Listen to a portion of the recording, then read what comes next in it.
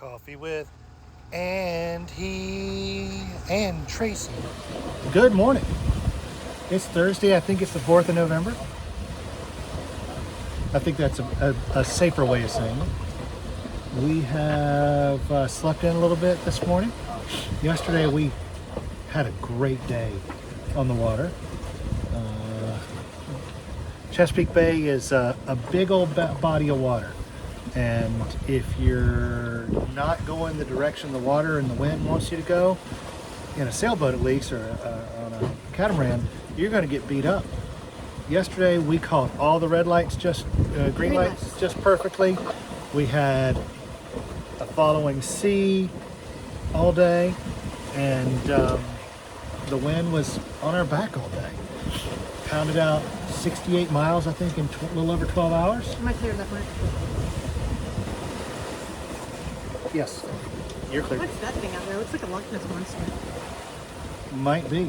Could be. It's not the Liberty ship that they sunk. No. I know. Looks like, I don't know. Hopefully it's, well, I mean, if it's submarine, the Yeah, we'd know. Navy would tell us. And I need to post a video on that one. But we slept in a little bit this morning. We're heading into Hampton. We're gonna go catch up with the Salty Dogs. And if our spot at our gangsta anchor position is open, we're gonna drop right there in that person's backyard. Last time when we went to Hampton, it was cold, it was late. I don't know why it was so late then. Because we wanted to cross over just to get a better start the next morning because we had been at the T-Mobile store all day. Oh, that's right. Anyway, it was cold, and there was this row of apartments not 60, 80 feet away from us, and they were out on their back patio grilling marshmallows over their fire pit, and you could smell them. If I had the long enough little roaster, I could have roasted weenies or marshmallows. So we're going to try to drop a gangster anchor in the same spot, if it's open, because I know there's a lot of Salty Dogs down there. Where is that? I feel like we're like turning towards it. I'll be right back, folks. Tracy will talk to you for a second. Sorry, I don't want to hit this marker. We are? Okay.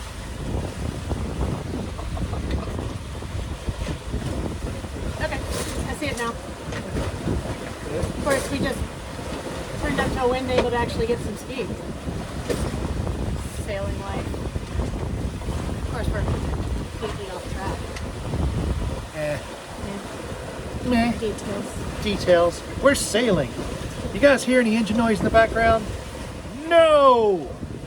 Because we're sailing. Kids are doing math. We got the main up. We got the jib up. They're both on the same side. We're not doing the wing on wing like we talked about yesterday. We're going to be wing on wing later. That's fine. Let's take this tack for a while. At least you know this. Okay. Hurry up, she says. If I had a nickel for every time she's told me that. We got a couple questions yesterday.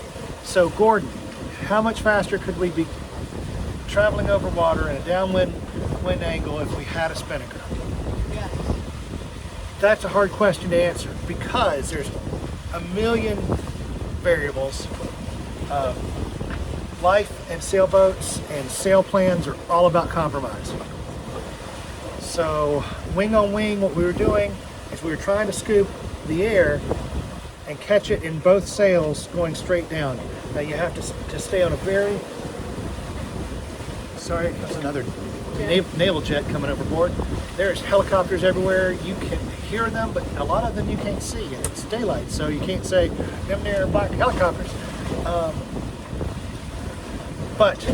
So when you're going on wing, you have to be very careful about staying lined up perfectly on the wind, and if anything shifts, you have to reposition, or you'll have an accidental jibe with the main, and it's not necessarily fun. So we have our jibe preventer out on our main. Yesterday, after the video, after the pictures, I actually kind of cheated with the jib a little bit, and I put a jib jibe preventer. Did I create any word here? Probably not. But I pulled the outside wing of that jib out just a little bit more to catch a little bit more downwind sail area, and it worked for a number of hours, and we had a good time. But today we got the engines off for a couple of hours. If we had a true downwind sail, a parasail, or like an Oxley or an Ice Attack parasailer, it has a visor. What it does is from the bow of the boat, it doesn't put so much strain on the rigging pulling down, is it pulls up. You attach to the front of both bows, and then you have lines that go out all outside your lifelines so you can trim your sails. And then there's one line that goes all the way up, and there's a snuffer that when you have to put it away, that puts it all into like a tube sock or something. So it would be a easier sail with a true downwind sail, and we could probably do, I would guess, about 8 knots easy with a nice asymmetrical. The nice thing about like an Oxley or a parasailer is it has a visor at the top that dumps wind out. So if you get too much head pressure of the wind pulling up, it spills that out so it doesn't overload your rigging. Tracy's doing some corrections here. She's not correcting me, she's correcting the boat. And we'll see if she can rejoin us, otherwise I'll just keep talking. Did I say anything wrong about the spinner? Let's get over this way a little bit. Isn't that just right? Typical. Not listening. Okay, I got her in a little bit better, but I've got the back of our Raymarine E80 here. Good old trusty chart plotter that's brought us to Annapolis and Baltimore and heading back to Charleston. The anemometer started working again yesterday for about 3 hours. After we were done sailing. After we were done sailing. Now it's completely dead, and it's making a high pitched squealing noise. Something is. I don't know what it is. I don't know what it does. I believe that is it. So luckily there are no puppy dogs on board. I keep going like every few minutes. But we have a short sail day today. We're only going to be on the water for about 4 to 5 hours with our current sail plan. And then we'll meet the Salty Dogs at a little get together at a brewery in Hampton, Virginia. Camden's over here doing math. Can you help me? I'm sorry. Go to the next problem. And I've got the other boys inside doing their math. Hopefully it will not be a 12-hour marathon like it was yesterday. So I'm working on changing formats a little bit.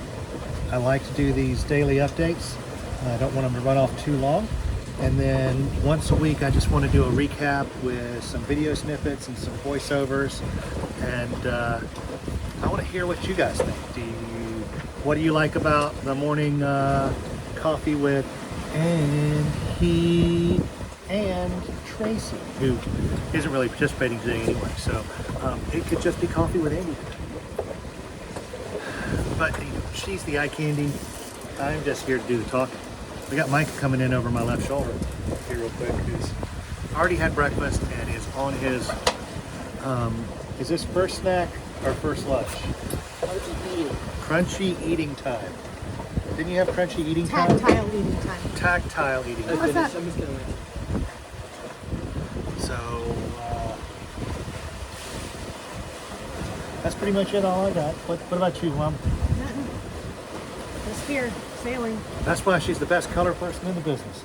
She adds color commentary to everything that we do. That's me. That's my job. I'm your Bob Euchre here. And Making it all pretty. little trivia question. What was the name of the announcer on the movies, the Major League movies with Bob Euchre? Because Bob Euchre's the one that talks the whole... Just a bit outside. Bob Euchre did all the talking. Okay, help me tuck this together. Hold on. And we're going to go for You're now. fine. Oh, I'm going to jump up and tack. Anyway, little... we're going to go. Till next time, clean up after yourself, spay and neuter your pets. Love you guys. Talk to you soon. Bye. And we're back for a quick closeout video. That was fun. Sorry about that. Damn near spilled my coffee. At least it's a camera so it doesn't flip over. So back to Gordon, your question. The problem with a jib or a Genoa or a Gennaker and not a true good downwind sail when it's right behind your back is those sails are only good for certain wind angles, and they're really, really hard to hold. So right now we don't have a really good wind angle for the jib that we have, so we just had to put it away. We were trying to tack it over and wasn't able to hold on the course that we're at now. But downwind, our main steals all of the wind from the jib, and then it's just up there flopping and backwinding and slowing us down, and it's frustrating and annoying. And we don't like when I'm frustrated and annoyed. when she's frustrated or annoyed. So if you're running a true downwind sail like an ASIM or a parasail, usually that's the only thing you'll be running. You can run your main for some stabilization, but most people don't at that time. They just run their one big old sail up front because it is so big square footage wise compared to all the other sails. So when we get into Hampton, we might do a Q&A depending on how much time we have, but we'll see. And we'll talk to you guys soon. Bye.